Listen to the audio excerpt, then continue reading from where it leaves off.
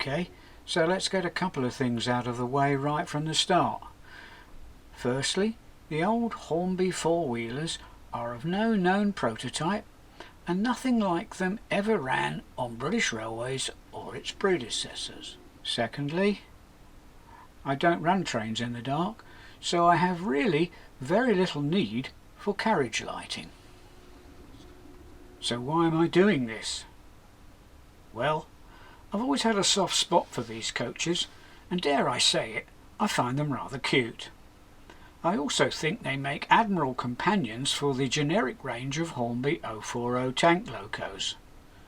I have recently spent some time improving my ex-Caledonian Railways Pug, and wanted some coaches to run behind it. Yes, I know it was a shunting locomotive, but I want to try and improve the coaches by adding seating and passengers, but I'm afraid they might not be seen even in daylight given the small windows of the coaches. Hence, carriage lighting. I have also been pondering whether to add lighting to some of my proper coaches, so this project will be an ideal starting point. It will be a challenge, which is always a good thing, as I have never attempted anything like this before.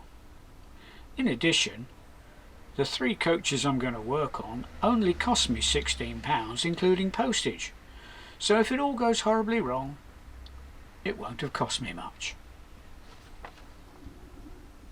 I don't run DCC on my layout, and as I want the lights to stay on when the train is waiting at a station, I have opted for a battery powered solution.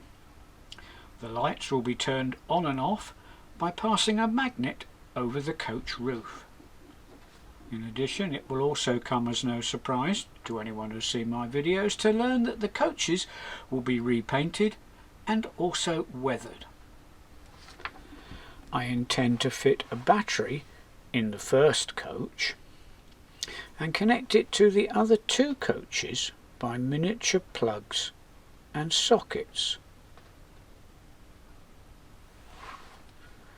The battery will be hidden in the guards compartment of the leading coach, so hopefully will not show when the coach is on the layout. I'm envisaging that each coach will probably have about 3 LEDs, which should give enough lighting to show up the interiors.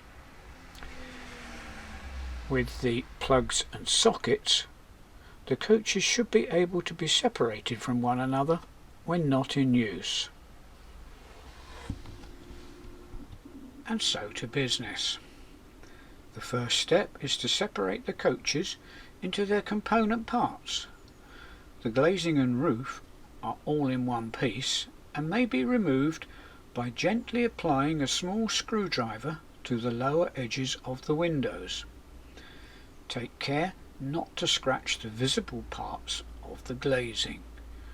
The whole unit can then be pulled off the body. As I intend to repaint the bodies and weather the underframes, these also need to be separated. The body is simply held to the chassis by 4 plastic lugs, and again, gentle pressure from a small screwdriver is all that is needed to separate them. The 3 main component parts are now separated and ready for work to commence on them. The lighting kit, magnet wand with a magnet in it, miniature plugs and sockets and passengers were all purchased from Layouts for You. The lighting kit includes a latching reed switch which needs to be fitted near the roof, as it is this which opens and closes when the magnet is passed near to it. The LEDs come in 2 colours, warm white or amber. I chose amber, which I hope will be more appropriate for old 4-wheel coaches. The kit comes with a good set of instructions which, surprisingly for me, I will actually read before starting work. The coaches as purchased had silver roofs, but I wanted mine to be grey. The windows were therefore marked off and the roofs primed using grey Halford's rattle can primer. A darker top coat of Humbrol enamels was airbrushed on, and the whole thing was sealed with rail match matte varnish. Oblong holes have been made in the ends of coaches 1 and 2. These are for the miniature sockets which will later be glued in place. The miniature sockets have been push fitted into place for the video, and as can be seen, even at this stage don't look too obtrusive. However, as I intend to paint the ends of the coaches black, once the sockets are glued in place and painted, they should be virtually invisible. The other ends of coaches 2 and 3 have had small holes drilled in them. These are for the wires that will be fitted to the miniature plugs that will be attached to these coaches. The eagle-eyed amongst you will have noticed that the right-hand coach has 3 holes in it. I can't quite remember how this happened, but I'll fill one of the holes before I paint the end of the coat. Okay, so I have read the lighting instructions, which naturally enough cover fitting lighting to a long bogie coach. However, my coaches are 4-wheelers and therefore much shorter, so out of necessity I'm not going to follow the instructions too slavishly. Normally the lighting strip would be glued to the underside of the roof, but on these carriages the roofs and glazing units are all moulded in one piece, which makes this more difficult. My basic idea is to fit a seating unit in each carriage and have a lighting strip secured to the top of it. The strip will probably be temporarily fixed with blue tack. I would normally make it from plastic, but as there will need to be some soldering on it, I've decided to use a wooden coffee stirrer instead. Wires or copper strips will be run down the insides of the ends of the coaches, connecting the lighting strip with the plugs and sockets at the ends of the coaches. They will hopefully be hidden behind the seat backs.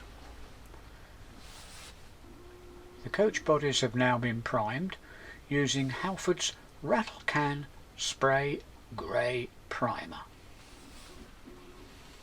The seating units were purchased from a seller on eBay called Triang Buyer and can be found by entering seating unit for Hornby Caledonian 4-wheel coach into the search box.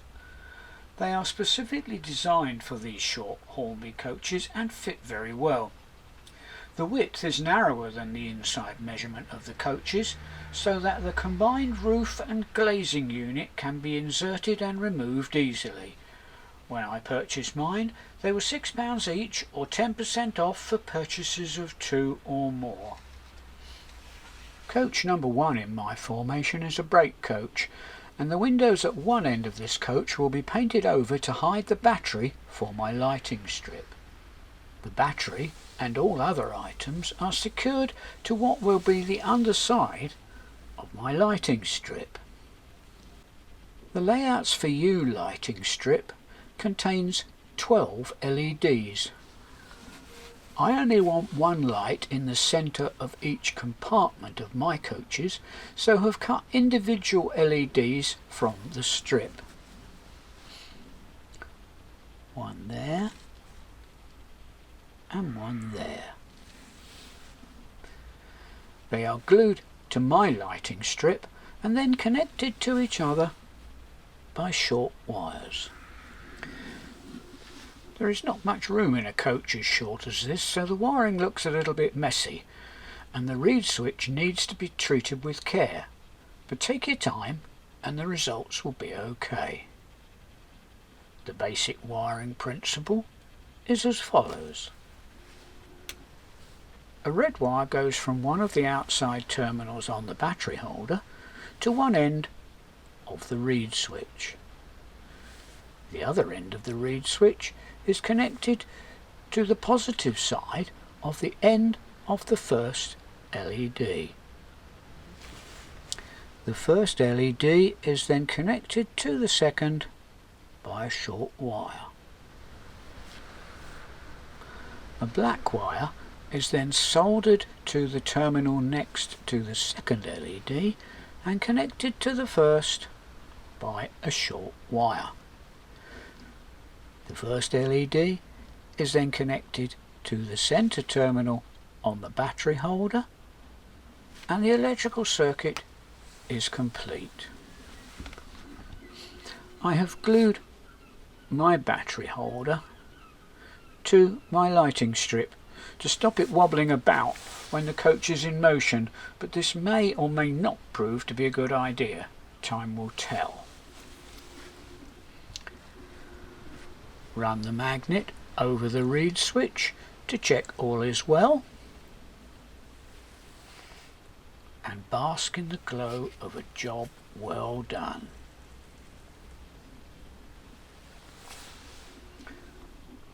I am only using one battery for 3 coaches, so each coach needs to be electrically connected to the next. On the top of this end of my lighting strip, I have glued 2 copper strips. The terminals at this end of the lighting strip are connected to the copper strips by 2 very short wires. Once the seating unit is in place, 2 wires will lead from the copper strips down the inside of the ends of the coach. I have placed the copper strips on top of the coffee stirrer rather than on the underside, as I thought it might make soldering easier when connecting up those end wires. Maybe I'm over-engineering things here a bit, but my soldering skills are limited, and soldering uphill in a confined space such as this coach would certainly be beyond me. Turning the coach round, you can clearly see the miniature socket that I have glued into the end of the coach. The underside of the seating unit for coach number 2, showing the cutout at this end for the miniature socket. Both ends have been roughly carved with my Dremel, see the shape there, to make room for the wiring. There is a raised circular moulding in the middle of the floor of the Hornby coaches. The bottoms of the seating units are totally flat, as you would expect, so if they are inserted into the coaches as is, they might wobble a bit. I have therefore glued on black plastic strips to raise the seating units clear of the circular mouldings. Blue tack will probably do the job just as well, however. I have checked before doing this that the seats will still fit below the roofline of the coaches. However, the tops of the seats needed a little bit of filing there and there to accommodate my lighting strips. If you are not fitting lighting, then the seating units are excellent as purchased, and I would thoroughly recommend them. The coaches as purchased are very light, so to help smoother running I've added some extra weight. 2 small squares of lead sheet have been glued onto the underside of the chassis. The edges have been treated to a couple of coats of my favourite underframe grime colour to help disguise them when on the layout. The wheels, underframes and running boards have also been similarly dirtied. The seats have now been painted, maroon for 3rd class and dark blue for the 1 first class compartment. The ends of the seats have been painted in Humbrol enamel colour number 62 leather, as have the inside walls of the coaches. not that you can see them in this view. The passengers are from Layouts for You and come already painted, although some of them have benefited from a little bit of touching up. I decided to paint the coaches as they might have looked if they'd lasted into early British Railways ownership, black ends and crimson sides. The sides were masked off and the ends airbrushed in black. Once they were dry, the ends were masked off and the sides airbrushed in crimson. I have applied 3 coats of Rail Match Crimson, but the end result looks a little too maroon to my eyes. I had hoped they would be a brighter shade of red than this. Maybe I used the wrong colour, and maybe they will look a little better when varnished. The sides have now been varnished. A slightly diluted coat of Humbrol Gloss Coat was brushed on and left for a few days to dry and harden thoroughly. I must say though that the finish hasn't turned out quite as I was expecting. Maybe I should have applied the gloss coat neat rather than thinning it. A further 2 coats of Humbrol Gloss Coat were applied, which gave a nice smooth glossy finish, ready for the transfers to be applied. The guards and first class compartment had Fox transfers added, and then the sides were weathered. I treated the whole of each side with a dilute wash of my usual dirty colour mix, and once it was touch dry I removed most of it with a cotton bud moistened with thinners. Finally, a coat of Rail Match satin varnish was sprayed on. This was to protect the weathering and also to tone down the gloss shine on the sides of the coaches. The colour is still more maroon than I had intended, but in actual fact I think it's turned out rather well, and I now like it. The coaches are finally being reassembled and the lighting strips laid across the tops of the seats. They are loosely held in place with small pieces of blue tack. The wires connecting one coach to another have been soldered to the tops of the lighting strips and fed down behind the backs of the seats. The wires are very thin and more wire has been used than is strictly necessary, but this should give me a degree of flexibility should the lighting strips ever need to be removed. The wires between the coaches have been painted a dirty brown colour to match the underframes, so that hopefully they won't stand out too much when the coaches are on the layout. As can be seen, once the roofs are on, the interiors of the coaches are quite dark and it's difficult to make out much of the interiors, which of course was why I decided to fit lighting in the first place. And this is what all the hard work has been leading up to. The lights in all 3 coaches can be turned on by passing the magnet over the roof of the coach containing the guards compartment.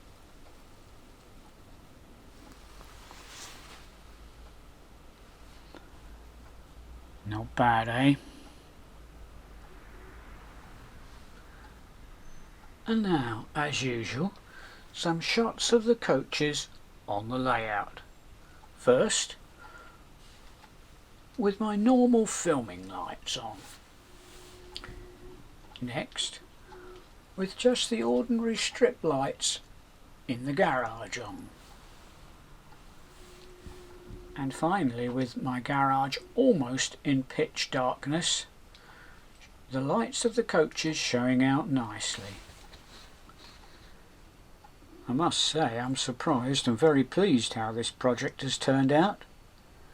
But will I put lighting in any more coaches? We shall see. But that's all for now. See you next time.